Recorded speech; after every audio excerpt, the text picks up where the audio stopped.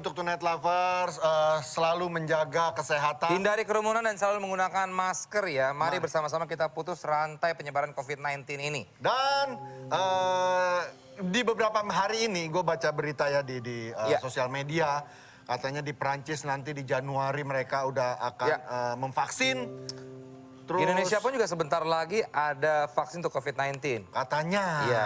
Tapi kan masih rancu nih. Karena banyak yang beredar di luar sana tuh kayak aman nggak ya vaksin itu ya? Nah, kita akan membahas fakta-fakta dan mitos-mitos seputar vaksin. Biar nggak menduga-duga, kita langsung ngobrol langsung. Nih, Dokter DRA L. Rizka Andalusia M. Parm APT. Selaku Direktur Registrasi Obat Badan POM tentang mitos dan fakta tentang vaksin ini. Ini dia Ibu Rizka.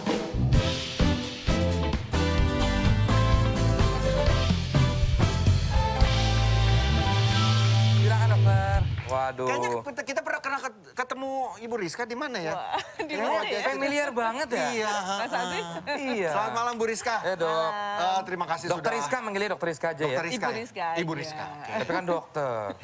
Kita mau nanya-nanya soal fakta, mitos, vaksin COVID yang insya Allah semoga benar adanya sebentar lagi akan bisa langsung diproduksi dan juga diaplikasikan ke Indonesia. Sebetulnya dok, hubungan suami istri itu kalau belum, itu seksolog nanti sama dokter Haikal. Beda, maaf, Bu Rizka, maaf. Ini ngomongin vaksin ya Bu ya? Iya. Vaksin. Mitos vaksin yang katanya banyak yang bilang mengerikan tentang vaksin. Sebetulnya gimana? Vaksin itu aman atau enggak sih? Mengandung zat berbahaya. Nah, Wah, untuk COVID-19 ya?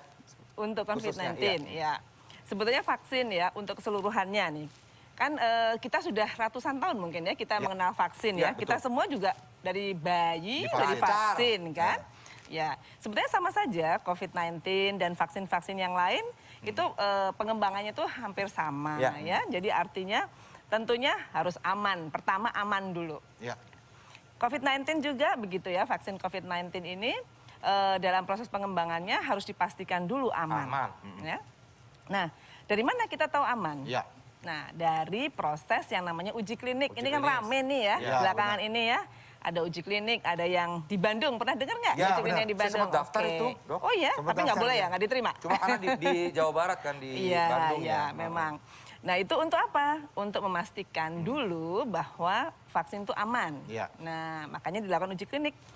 Uji klinik pun juga nggak serta-merta langsung jumlahnya besar orangnya. Ada yang namanya uji klinik fase 1. Nah, itu adalah jumlahnya kecil. Mungkin sekitar 50 sampai 100 orang, nggak sampai 100 lah, 50 orang. Untuk lihat dulu aman nggak dulu gitu ya. Tapi sebelum masuk ke uji klinik pada manusia, juga sudah harus dipastikan aman pada hewan. Ya, Pinter ya. Besok jadi itu aja ya. Ya, aku emang rencana mau apoteker ahli ya, vaksin, jadi pengembang Dok. vaksin ya. Terus dok? Iya, dipastikan dulu aman di hewan, baru boleh masuk uji klinik. Fase 1, ya itu yang jumlahnya sedikit, kemudian fase 2, jumlahnya lebih banyak lagi. Ya. Nah, sekitar 500 sampai 1000 ya. Nah, sekarang ini yang sedang berlangsung di Bandung maupun di beberapa negara, kalau dengar ya belakangan ini, itu sudah fase 3. Ya. Oke. Nah, itu sudah relatif aman. Hanya kita menunggu khasiatnya nih. Efektivitas. Ya, efektivitas dia. Kan banyak nih dok ya, Rusia, ada China Prancis, juga, Prancis, Inggris. Inggris, Amerika bikin semua ada Sinovac atau apalah. Kira-kira di Indonesia nanti apakah kita akan memproduksi sendiri atau yang rencana belum tahu ya? Oke, ya.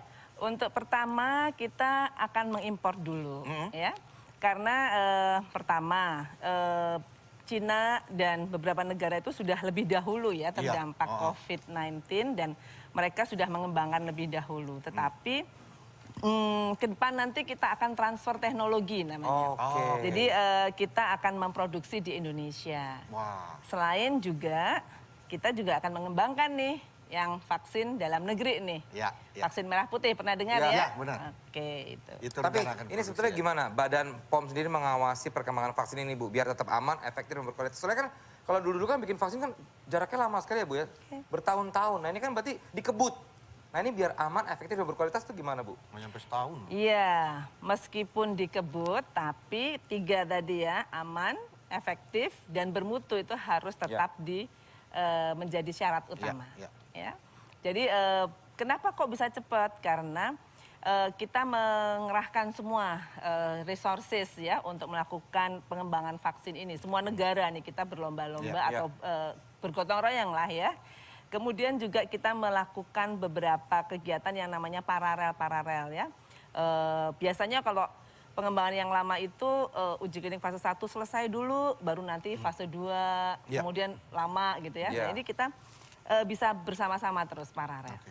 Ya, selain itu juga kita mengambil teknologi-teknologi yang pernah ada, tinggal diganti saja virusnya. Gitu. Jadi kita harapkan lebih cepat nanti. Nah itu, apa sebaiknya disegerakan aja nggak sih Bu? Karena makin tinggi nih Bu ya. Apa memang jangan terburu-buru atau gimana sebetulnya Bu? Ya, karena makin tinggi kasus dan kita tentunya berharap vaksin ini segera ada. Nah, Tetapi yang tadi ya, kita harus punya standar. Standar yang memastikan dia aman, ya, kemudian dia berkhasiat, dia bisa melindungi kita manakala kita terserang virus, kita nggak sakit gitu ya. Nah itu harus dibuktikan dari uji klinik itu. Nah soalnya kan juga banyak yang mungkin takut dengan efek metalzone-nya ya. Bukan, efek metalzone gitar. Efek samping. Efek sampingnya. Nah itu gimana Bu? Ada efek sampingnya nggak Bu? Metalzone. Vaksin. Efek samping ya, efek samping itu pada beberapa vaksin ataupun obat ya, itu adalah suatu hal yang normal terjadi. Meskipun kita tidak mengharapkan efek samping yang berat ya, efek samping yang ringan itu ada. Kalau vaksin itu kan biasanya efek sampingnya apa? Demam gitu ya. Demam, lemes, ngantuk gitu. Nah itulah yang kita amati sekarang nih dalam uji klinik ini. Kita amati jangan sampai ada efek samping serius yang namanya ya, yang berbahaya, yang berakibat fatal gitu. Kalau berakibat fatal pasti udah dihentikan tuh, nggak boleh dilanjutkan. Ingat yang kemarin ada berita-berita berhasil dihentikan, kemudian dievaluasi dulu. Apakah kejadian itu terkait dengan vaksinnya? Tapi ternyata enggak ya, kemudian dilanjutkan lagi. Itulah tujuannya untuk mencegah supaya enggak ada efek samping. Bu Rizka kan tadi bilang udah fase 3 Bu ya? Nah uji klinis sudah selesai Bu berarti? Fase berapa Bu sampai kita Bu? Fase 3. Oh, Fase terakhir 3 itu ya ini kita tinggal menunggu hasil dari fase 3. So far gimana Bu dari selama yang sudah berjalan ini uji klinis 3, baik nggak hasilnya? Baik, untuk keamanannya, tapi kalau untuk efektivitasnya kita sedang menguji di laboratorium. Ya, kemampuan dia untuk membunuh virusnya tersebut. Tapi kalau dari keamanannya, kita Badan POM selalu memonitor ya, memonitor, mengawasi pelaksanaan uji klinik tersebut. Sampai saat ini yang di Bandung so far nggak ada efek samping yang serius. Rata-rata udah di atas 90% Bu ya tingkat keberhasilannya katanya. 92, 94%. Sampai vaksin COVID-19 siap, kita harus ngapain Bu? Tetap apa yang harus kita siapkan? Sampai vaksin siap kita tentunya tadi ya 3M. 3M. Meskipun nanti vaksin COVID itu sudah ada, 3M itu tetap harus dijalankan. Bener juga Bu, soalnya sekarang jarang loh gue sakit flu atau apa orang-orang yang jadi lebih bersih. Rajin minum vitamin juga. Rajin minum vitamin, rajin cuci tangan, ada baiknya Tapi juga. sudah ada bayangan loh Bu, rencana jadi pemerintah kapan sih? Penasaran Bu, penasaran. Bener sih penasaran. Pasti Bu, karena semua juga pasti menunggu ini ya. Gitu. Karena dari pemerintah ada yang bilang Desember, ada yang bilang Januari, kemarin juga sempat malah akhir November bilang gitu. Karena sebetulnya gimana Bu kondisinya? Iya, kita sedang menunggu ya, sedang persiapan ini ya. Kita tadi seperti yang kita sampaikan, kita juga berharap nanti akan segera kira-kira ya di akhir Desember ini uji klinik fase 3 ini akan mulai mendapatkan data-data. Nah, nanti mungkin sekitar awal Januari sampai ya bulan Januari lah kita bisa mendapatkan hasil analisis data. Amin. Kalau kita nyatakan aman dan berkhasiat, siap gas. Pasti lagi kita tahun depan. Iya maksudnya kan pesta-pesta lagi bisa. Oke, terima kasih Ibu Rizka selaku Direktur Registrasi Obat Badan POM sudah berbagi fakta tentang vaksin bersama kita. Terima kasih Bu. Terima kasih Bu Rizka. Ya. Setelah kita kembali lagi jangan kemana-mana, tetap di Tonight Show.